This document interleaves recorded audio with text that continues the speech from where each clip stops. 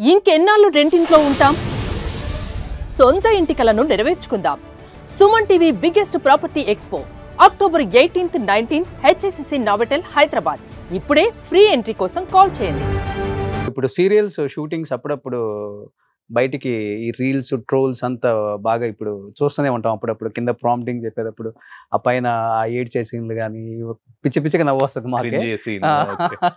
So యాక్చువల్గా నీకు ఎలా అనిపిస్తుంది? అంటే ఫస్ట్ లో ఎలా అనిపించేది? ఆ కింద నుంచి ప్రాంప్టింగ్ ఇస్తారు కదా ఈచ్ అండ్ ఎవ్రీ డైలాగ్.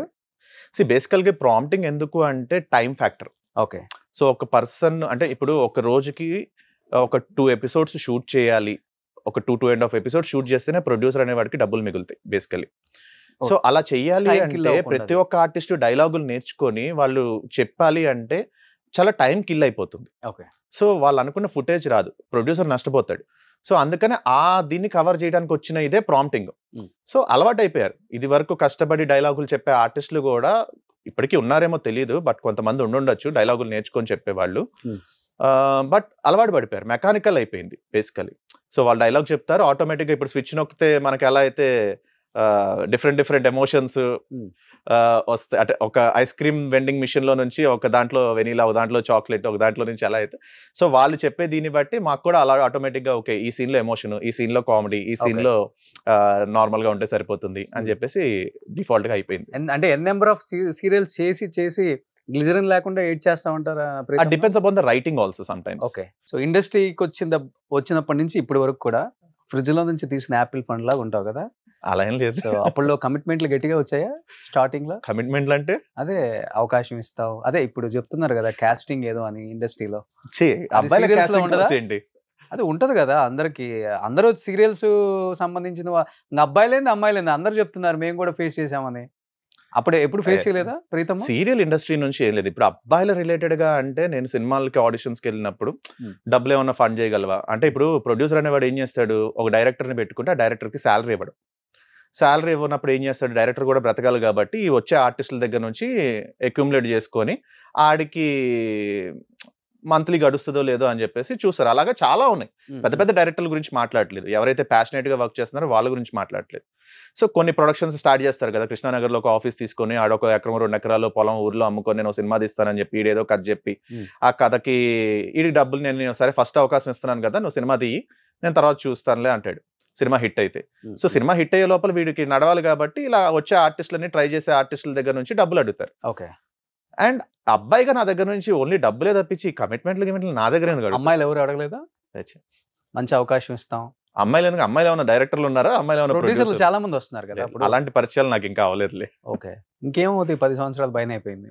అదే చెప్తున్నా కదా, నేను ఎక్కువ నెంబర్ ఆఫ్ ప్రాజెక్ట్స్ వెళ్ళాను. నేను చేసిందల్లా అంటే నేను వర్క్ చేసింది పెద్ద ప్రొడక్షన్ హౌసెస్, మల్లెమాల, అన్నపూర్ణ. వాళ్ళు చాలా కార్పొరేట్ గా, వాళ్ళు చాలా డిగ్నిఫైడ్ గా ఉంటారు.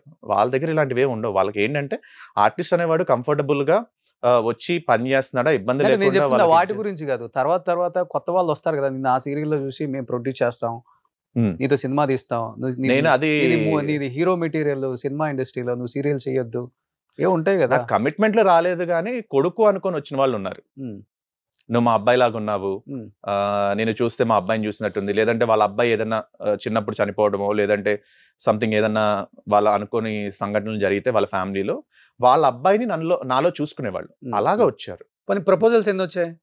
అదే లేదు అప్పటికి. అప్పుడులోనే ఎఫ్బి ఇంటికి వెళ్ళేసరికి నిండిపోయిద్దండి కదా మెసెంజర్ గ్రూప్ ని అంతా. ఏమనుకుంటున్నావు నువ్వు? అంటే ఇంకా ఒకసారి స్క్రీన్ మీద కనపడంగానే అమ్మాయిలు పొలోమని వచ్చేస్తారని అనుకుంటున్నావా? అంత సీన్ లేదు అక్కడ. అలాంటి చాలా పెద్ద స్టోరీసే ఉన్నాయని విన్నా నేను.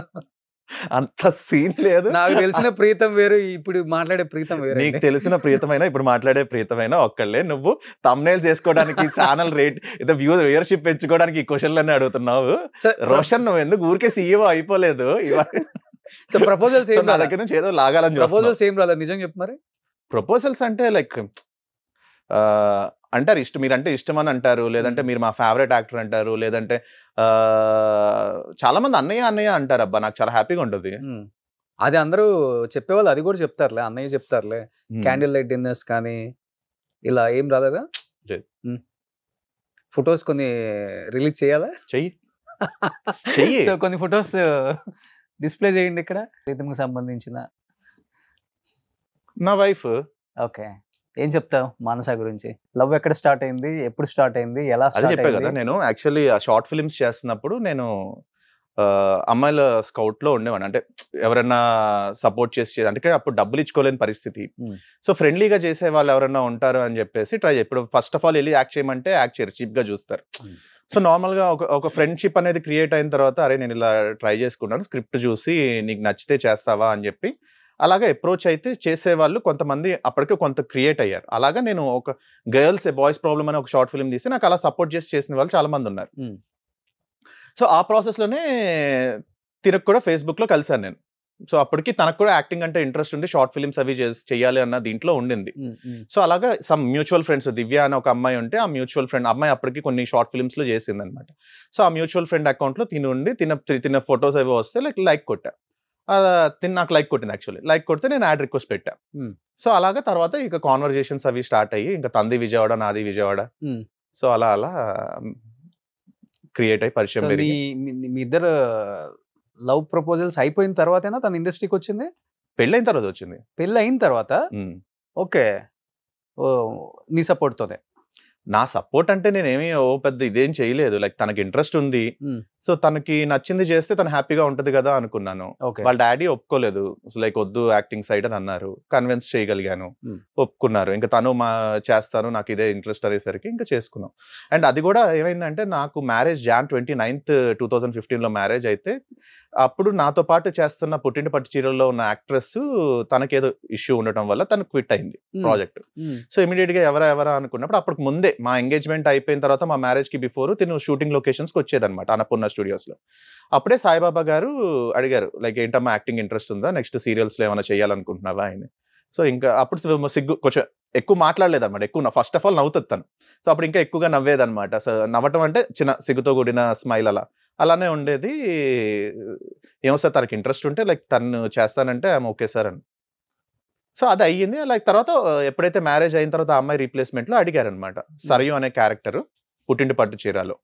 సో మ్యారేజ్ 29th Jan అయ్యింది. February 4th 5th she started acting. Okay. Actually మేము హనీమూన్ వెళ్ళాలి. యాక్చువల్లీ హనీమూన్ కోసం అని చెప్పి బ్రేక్ తీసుకున్నాము. అన్ఫార్చునేట్లీ వాళ్ళ తాతగారు హార్ట్ సర్జరీలో ఇది స్టంట్ వేసినప్పుడు కొంచెం ఫెయిల్ అయిందనమాట. సో అది ఫెయిల్ అవడంతో ఆయన చనిపోయారు. మా మ్యారేజ్ అయిన నెక్స్ట్ డేనే ఆయన చనిపోయారు. సో అక్కడ విజయవాడలో ఉన్నారు, పెళ్లికి కూడా రాలేని పరిస్థితిలో ఉన్నారు. అది చాలా ఒక డ్రమాటిక్ సిచ్యువేషన్ అనమాట.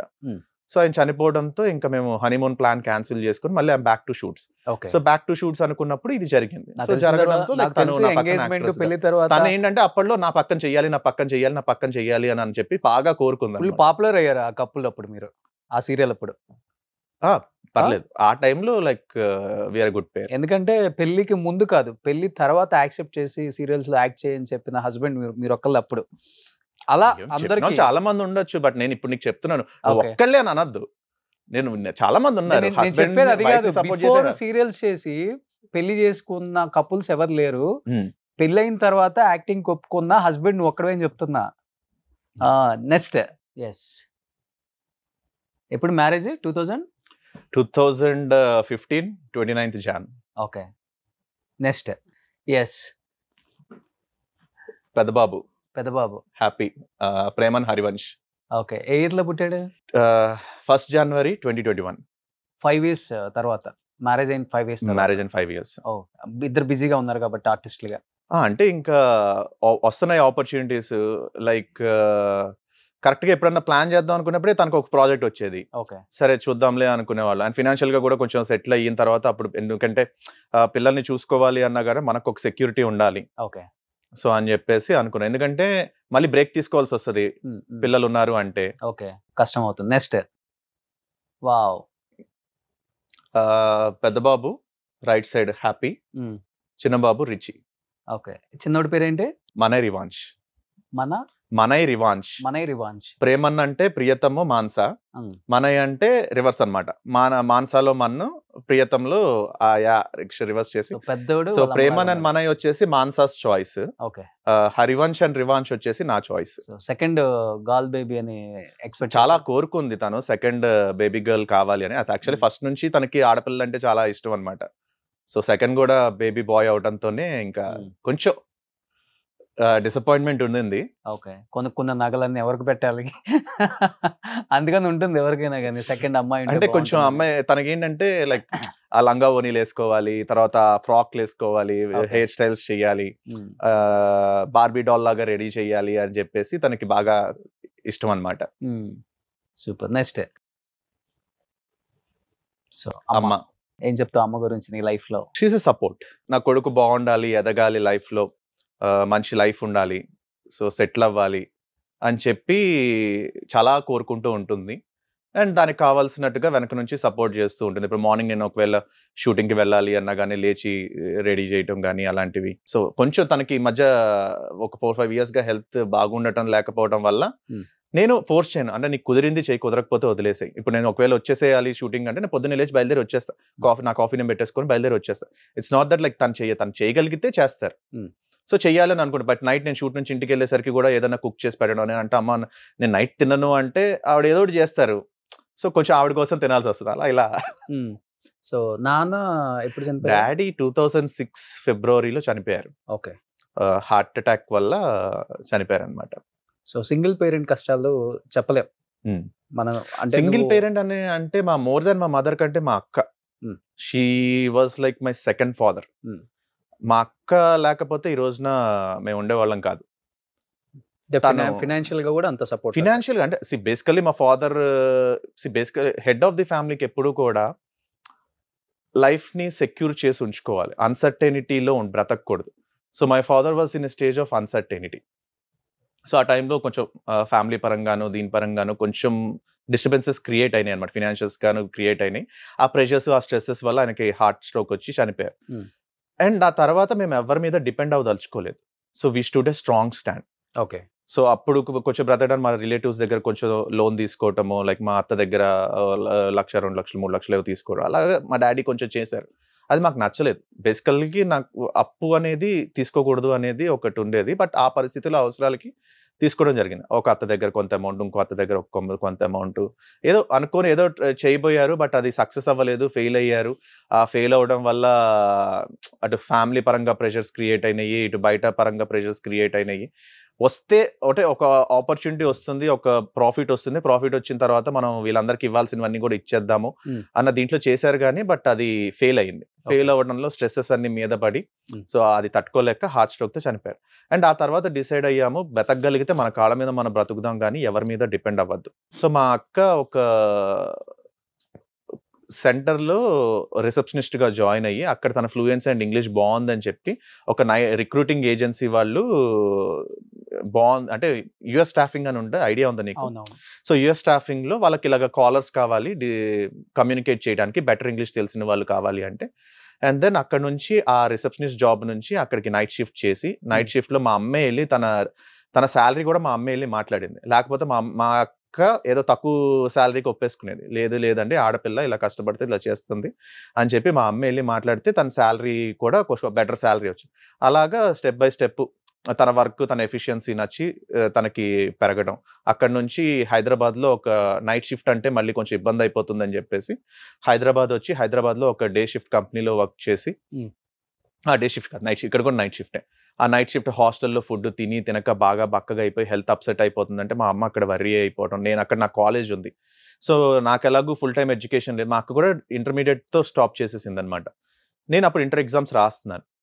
సో నాకెలాగూ ఫుల్ టైమ్ ఎడ్యుకేషన్ లేదు. తమ్ముడికైనా సరే ఫుల్ టైమ్ ఎడ్యుకేషన్ ఉంటే వాడు రేపొద్దున లైఫ్ వాడికి బావుంటుంది అని చెప్పేసి తను తన ఎడ్యుకేషన్‌ని ఎడ్యుకేషన్ సాక్రిఫైస్ చేసింది అంటే ఫుల్ టైమ్ కాలేజ్‌కెళ్ళలేదు. తర్వాత ప్రైవేట్‌గా బీఏ చేసింది.